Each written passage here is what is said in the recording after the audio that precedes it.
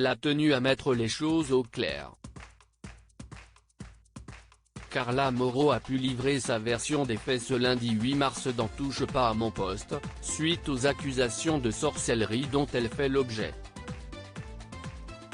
En effet, il y a une semaine, le blogueur Marc Blatta a révélé que la candidate des Marseillais aurait fait appel à une voyante afin d'être mise en avant dans l'émission de télé-réalité, allant même jusqu'à souhaiter le pire à certains de ses collègues, dont sa meilleure amie Maëva Guénam. Si elle confirme être bien rentrée en contact avec cette voyante quand elle avait 18 ans, la compagne de Kevin Gage affirme avoir par la suite été manipulée par cette personne qui ne voulait qu'à son argent. Sous son emprise, victime de chantage, la jeune femme aurait été contrainte de lui donner de l'argent pendant plusieurs années afin d'éviter de s'attirer des représailles. Ainsi plus d'1 million d'euros lui auraient été extorqués en 4 ans alors que la famille de Carla a également été victime de menaces comme elle l'a raconté à Cyril Hanouna. J'ai eu des menaces, où il me disait, tu sais Carla si tu payes pas il va t'arriver des malheurs, il va arriver des malheurs à ta famille, à ta maman a-t-elle confié avec émotion avant d'ajouter qu'elle s'est retrouvée désemparée face à cette situation, quand on menace ta famille qu'est-ce qu'on fait ?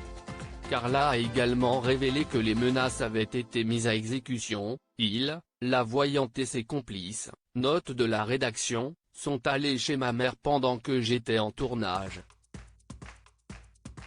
Ma mère ne savait pas comment faire pour s'en sortir, il lui disait oui mais madame si vous ne payez pas il va vous arriver des soucis a-t-elle raconté. Si est à la suite de cette histoire que sa maman a porté plainte il y a 1 an et demi. Une enquête a été ouverte accompagnée par son avocat sur le plateau, Carla Moreau a indiqué qu'elle avait finalement déposé plainte il y a quelques jours, contre les personnes qui lui ont fait vivre ce calvaire. À noter qu'une enquête était déjà en cours suite à la première plainte déposée par la famille de Carla. La voyante a donc déjà fait une première fois l'objet d'une garde à vue il y a 1 mois et devrait à nouveau être entendue par la police. Carla a elle été confrontée devant les policiers ce vendredi 5 mars pour développer toute la plainte et donner tous les éléments nécessaires à la poursuite de l'enquête, sachant qu'elle ne serait pas la seule victime de cette voyante.